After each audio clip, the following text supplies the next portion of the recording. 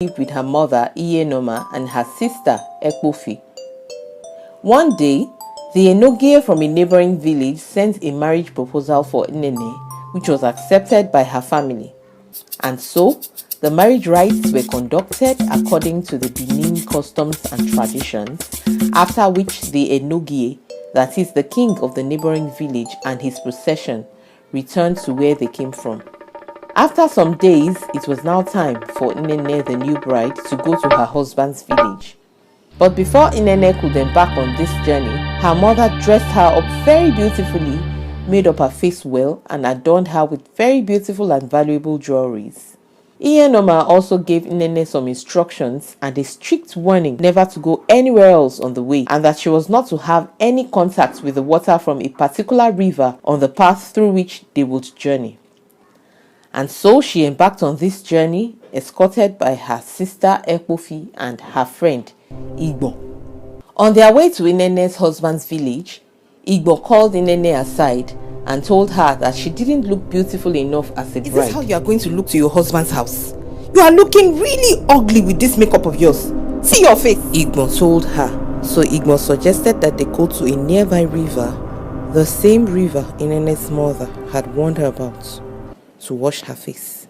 Unfortunately, Nnene had forgotten all her mother's warning about that river, so she thought about what her friend said and agreed to go and wash her face in hope that she would look beautiful after doing so. While Ekpofi waited for them, they went to the river. On getting to the river, Igbo instructed Nnene to pull off all her dress and jewelry, which she did accordingly.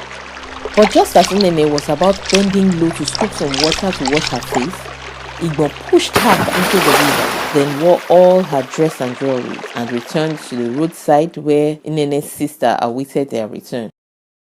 When Ekpofi asked about Nnene's whereabouts, Igbo lied to her and told her that Nnene had fallen into the river. Ekpofi exclaimed and broke down in tears and wept bitterly. But Igbo silenced her and sternly warned her to stop crying, as they must continue on their journey. More so, she was not to tell anyone about what had happened, and from that moment onward, she was to be considered the bride instead of Nnene. At the palace, just as Igbo was entering, the king saw her and wondered that she was not in any way looking like the damsel he had married. But he couldn't reject her because a king must not reject a bride so presented to him according to the laws of the land. Now the queen in the palace, Igbo turned Nnene's sister Ekpofi to her slave who was to run all her errands. So Ekpofi would go and fetch water from the river every day. And anytime she went, she would sing this sad song.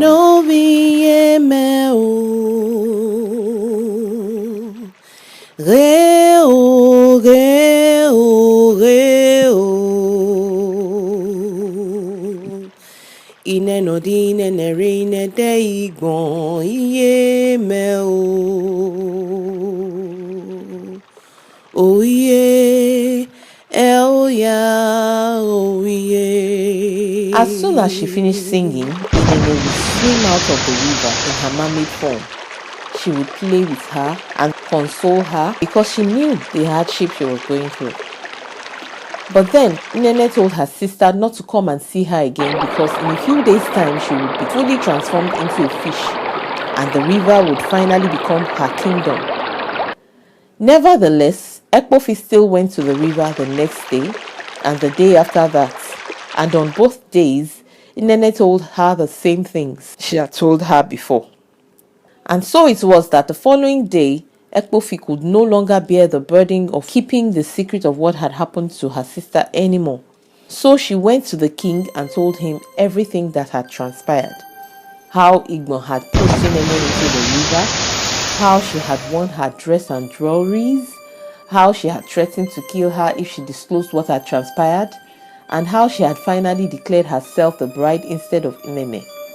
After the king had heard all that was told, he was greatly surprised and angry at the same time. But then he proceeded on a plan to rescue his real bride. The following day, the king, the priests, and the villagers all followed Ekpofi to the river. There, the king ordered her to sing again. And so she sang.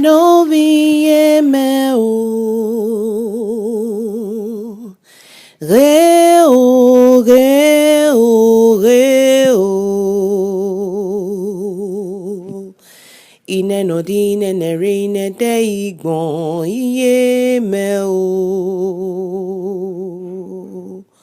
o iye el ya o iye. And to the amazement of everyone around except Ekofi, a beautiful mermaid swam out. Only that this time, she was not aware that the whole village was present. She was about to scold her sister for coming again when she realized that they were not alone. But before she could swim back, Too late. she was captured and taken back to the village, where she was later to be made the bride and queen. When they all got back to the village, some appeasements were made for her, while fire was put around her to completely remove the river's water from her body. Soon, she became fully human again and restored to herself. After Inene was restored, she requested to see her friend, Igbo, who was about to escape because she already knew that her evil deed had been exposed. She was brought before the king and the queen, and the king